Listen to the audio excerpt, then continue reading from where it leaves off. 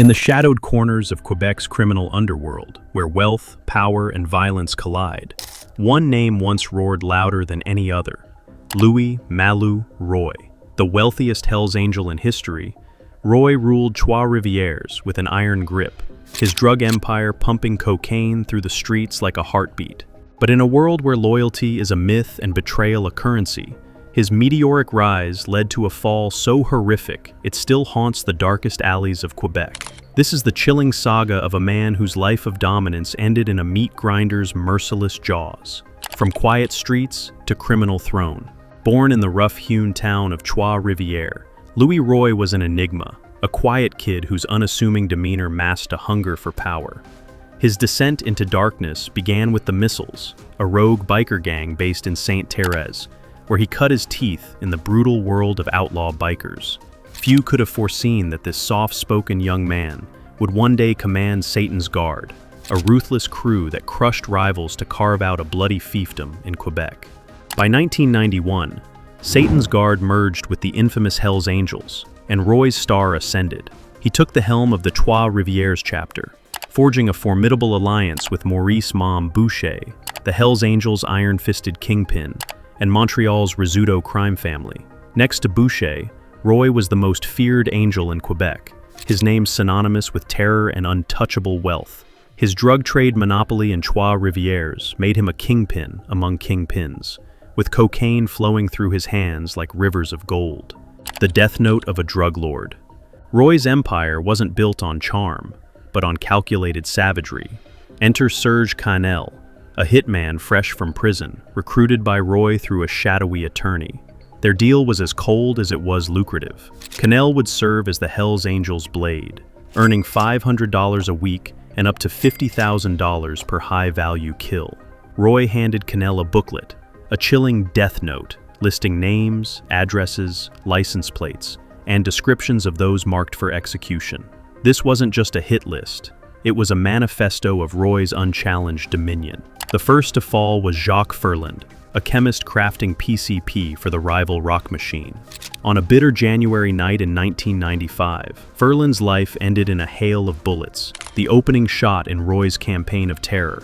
Richard Delors, a defiant Pelletier family member, and Claude Picard, a Montreal heroin dealer, soon followed. Each kill tightened Roy's grip, but it also painted a larger target on his back.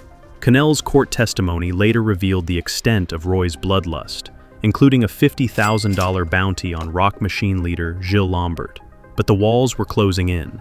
Canel's arrest in April 1995 halted the carnage, and he turned informant, implicating Roy and Sylvain Thériault, the Trois-Rivières chapter's vice president, in 3 counts of first-degree murder. Roy's empire teetered, but his legend grew as he joined the elite nomad chapter alongside Boucher, cementing his status as an outlaw titan, a dance with death. Even as the law hounded him, Roy's defiance burned bright. On April 4, 1997, he and Thériault shared a car with Rock Machine's Robert Hardy, en route to court. Seizing the moment, they beat Hardy within an inch of his life, leaving him broken and bleeding. Despite Canel's damning testimony, Roy and Thériault walked free, their acquittal a testament to the fear they inspired. Back in Trois-Rivières, Roy's reign grew darker. 6 members of puppet clubs tied to his chapter, L'Ordre, Rowdy Crew, Black Nomads, and Jokers, vanished without a trace. Their homes were looted by the Angels, their families' pleas ignored.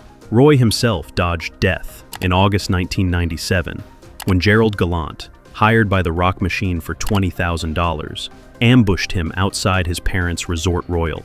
A bullet tore through Roy's chest, but he survived, spitting in the face of authorities by refusing to cooperate. Behind the scenes, a sinister pact was brewing. Informant Danny Kane exposed a deal between Boucher and Vito Rizzuto to fix cocaine prices at $50,000 per kilogram.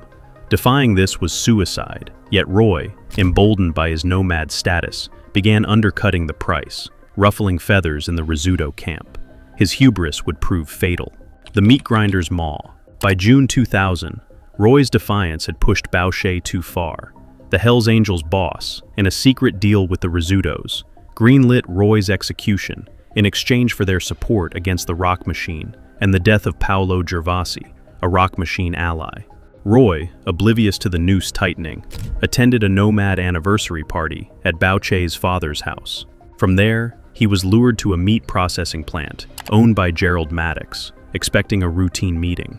What followed was the stuff of nightmares. According to Andrew Scopa, a Rizzuto family member whose posthumous book laid bare the plot, Roy was chained, gagged, and fed alive into a meat grinder. The machine's relentless blades shredded him as he screamed, a grotesque end orchestrated by those he called brothers. Scopa's chilling account, drawn from interviews between 2014 and 2019, revealed the Rizzuto's ultimatum: kill Gervasi, or Roy dies. Bao chose the latter. Roy's disappearance sent shockwaves through the underworld. His blue Mercedes-Benz, riddled with parking tickets, sat abandoned, a ghostly relic of his reign. His belongings were divvied up among the nomads, his name erased from Hell's Angels' rolls. His girlfriend, Rosalba Guerrera, stayed silent, knowing the rules of their world. By December 2000, the Nomad Bank in Montreal officially cut ties, distributing Roy's wealth like spoils of war. Luc Bordelot, a rocker puppet gang member, was swiftly promoted, a move that reeked of blood money, a legacy of terror. Louis Malou Roy's story, where power is a blade that cuts both ways.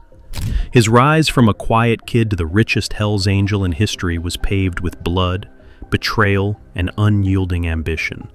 Yet his gruesome end, fed alive into a meat grinder by his own allies, stands as a stark warning. In this world, no one is untouchable. What drove Roy to defy Boucher's iron rule? Was it greed, pride, or a fatal miscalculation? And what of the meat grinder's truth, fact, or a grisly myth spun to terrify? The questions linger, unanswered, in the shadows of Trois-Rivières. Roy's blue Mercedes still haunts the streets in memory, a symbol of a life consumed by the very darkness he mastered. What do you think became of Louis Malou Roy? Was his fate sealed by his own ambition, or was he merely a pawn in a larger game? Drop your thoughts below and join the conversation. For more tales from the criminal abyss, hit that like button and subscribe. Until next time, stay curious and watch your back.